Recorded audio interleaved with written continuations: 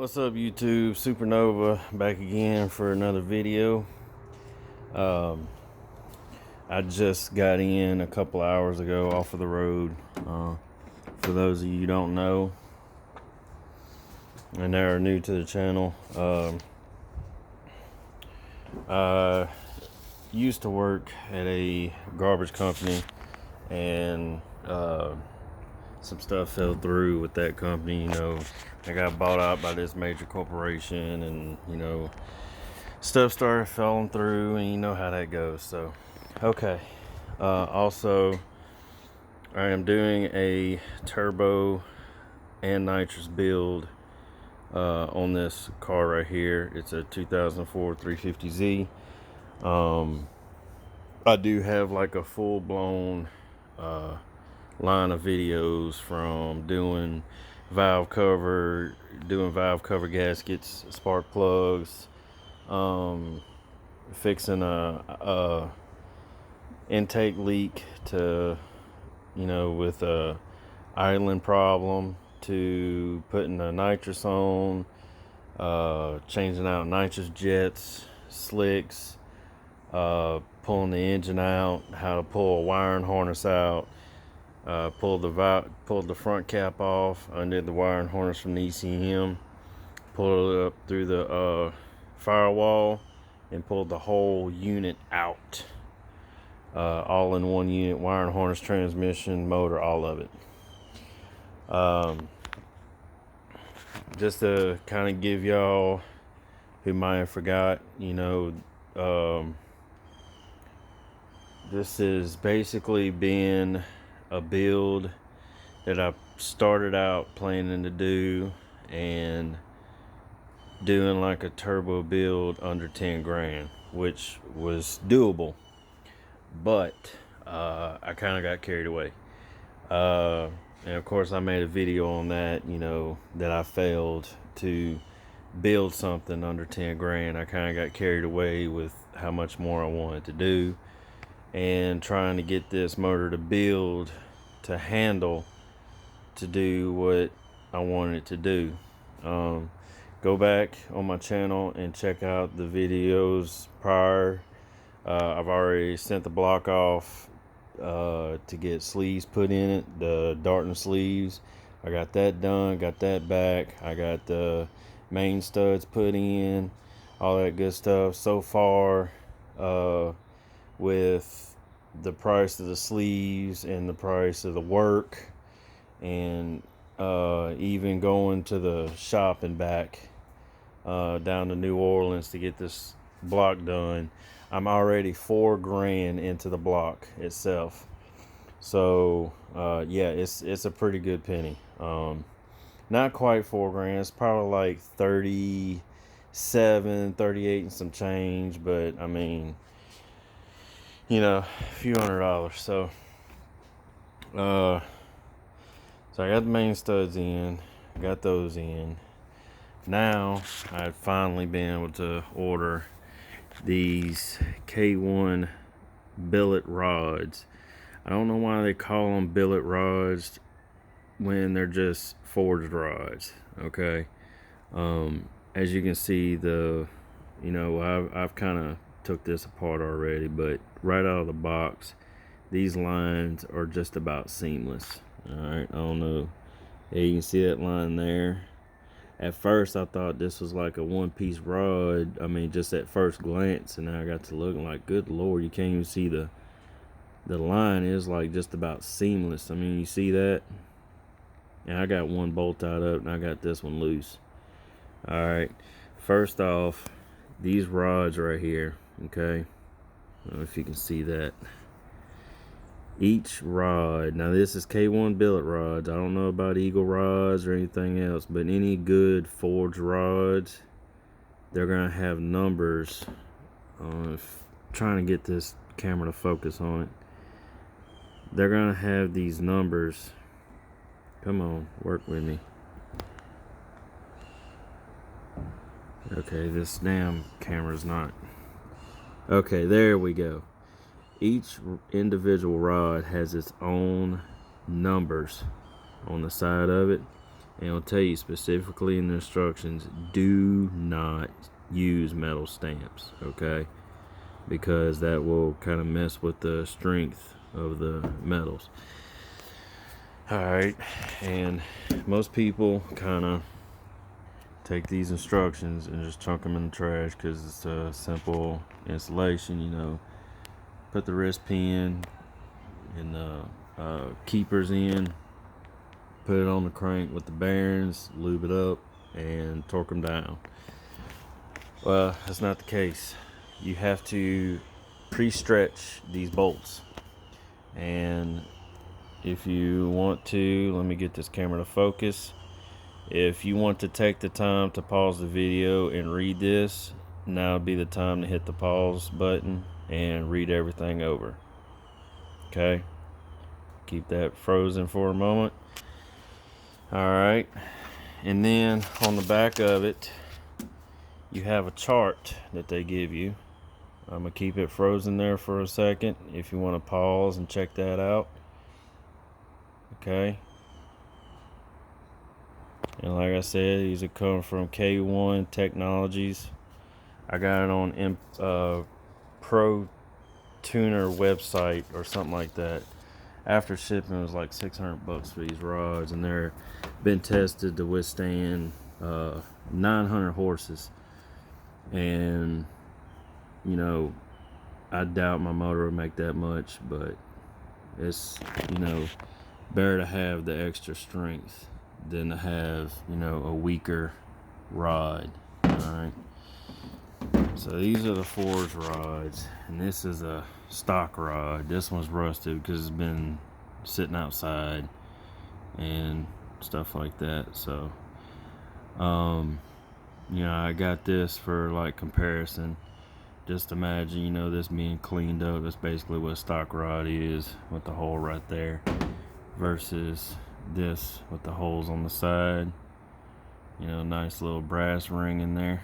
Okay, the reason why I wanted to make this video, you know, because just like the Wiseco pistons that I got for this car, I want to do a detailed video on these rods. Okay, because instructions that come with any performance parts that you put in your car, you want to follow to a T. Alright, now I'm one-handed right now because I'm holding the camera with one. Alright, now it gives you a list, part number, ARP 2000 bolt size, underhead length, okay, and recommended stretch.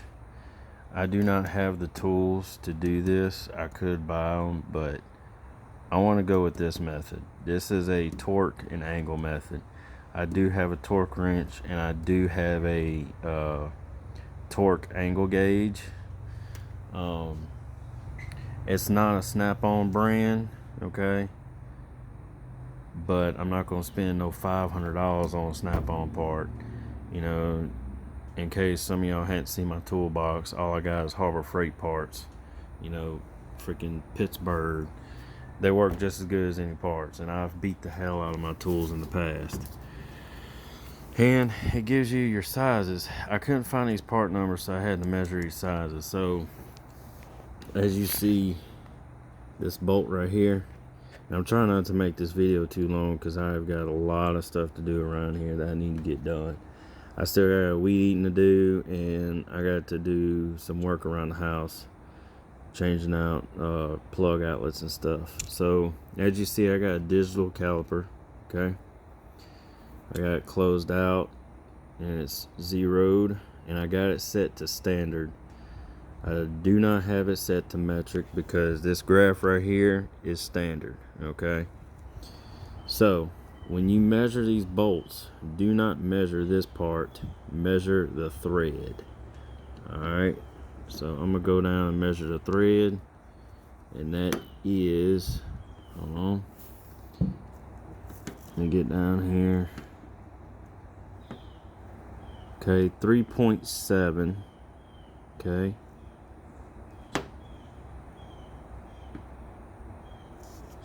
so 3.7 would be a And I could get a more accurate reading if I had, 3 hands to do this.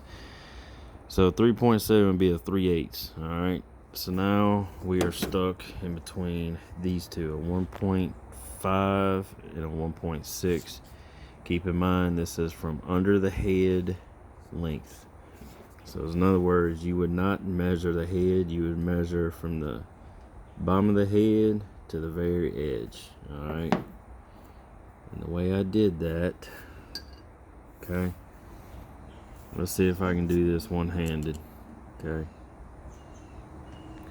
you see I got it set to standard, and this is the way I did it, just to kind of get a close figure. Alright, let me see.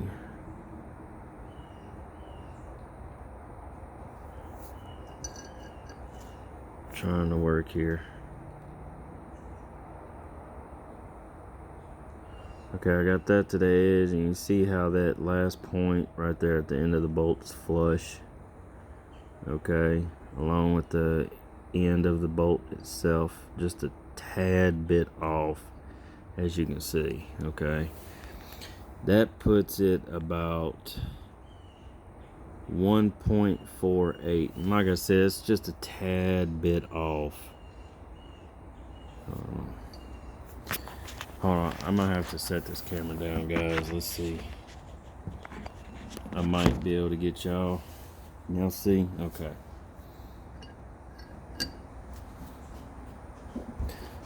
Let's see if I can. Hold on.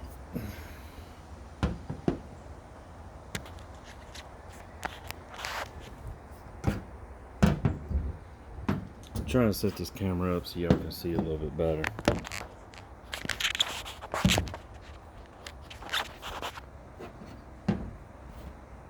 I got me a pop socket, so I caught up with the times. Alright, come on, camera, focus. Focus, focus.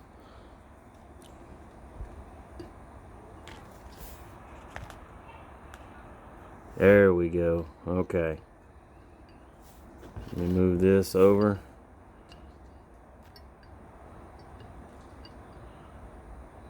Sorry, guys, bear with me.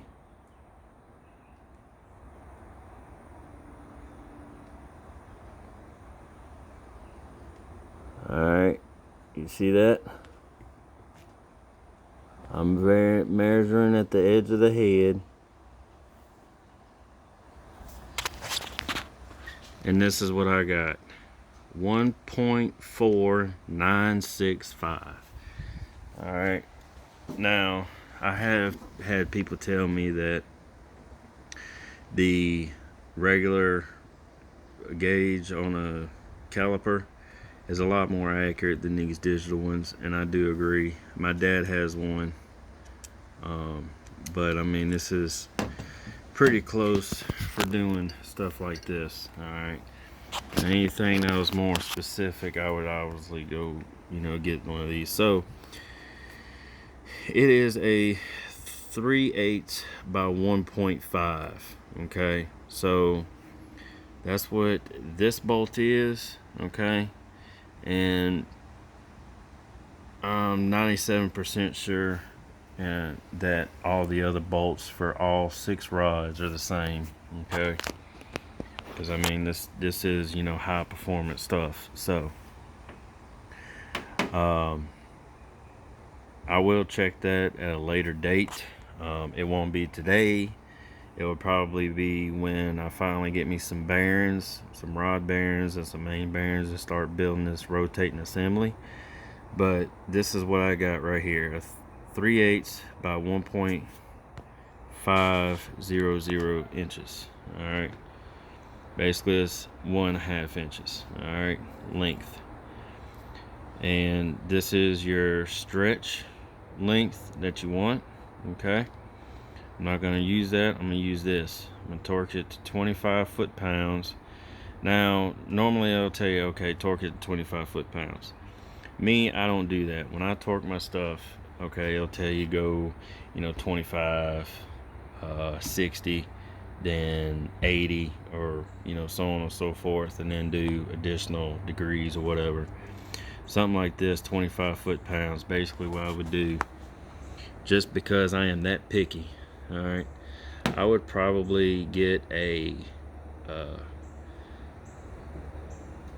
well, I think it's a 1/4 inch or 3/8 drive torque wrench that does inch pounds, and 12 inch pounds is 1 foot-pound.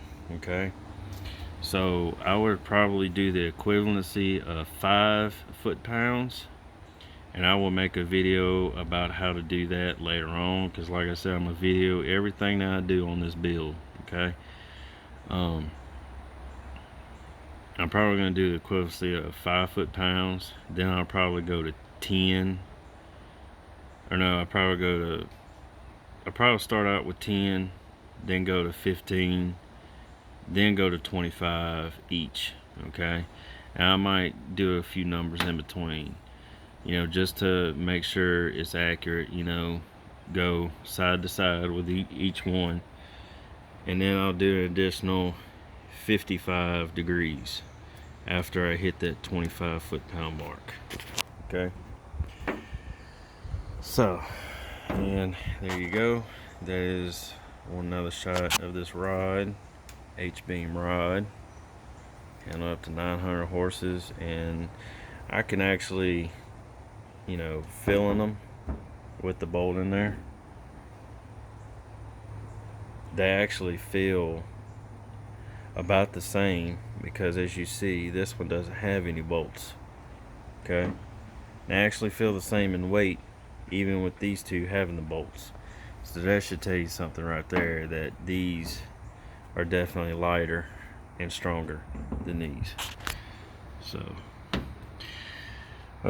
that's all I got for y'all today. I don't know if this will pique any of y'all's interest, but this is a 1972 Hornet, AMC Hornet. A buddy of mine that I basically grew up knowing. He's a little bit older than me. It's a freaking ugly car. It is like ugly, real ugly. He had a few people look at it. Some people say it might be a knocked rod or whatever. Others, well, some people say it might be a knocked rod. And then I'm thinking it's a lifter. But he's basically, if it's a knocked rod, he's wanting to do a full engine rebuild. I ran the VIN. It is completely, everything's bone stock on this car, except for the AC. AC was added at a later date. I did a van check, and basically it's a 3.8 inline 6.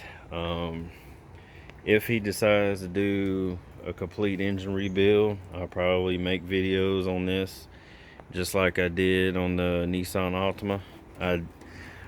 If you're ever looking to rebuild a motor on a Nissan Altima, go check that out. I made videos on that.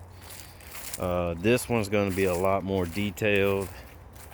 The engine build on this 350Z is going to be a lot more detailed. So, but like I said, that's all I got for right now. I got a lot of work I got to do. So until then, peace out and God bless, and see y'all on the next one.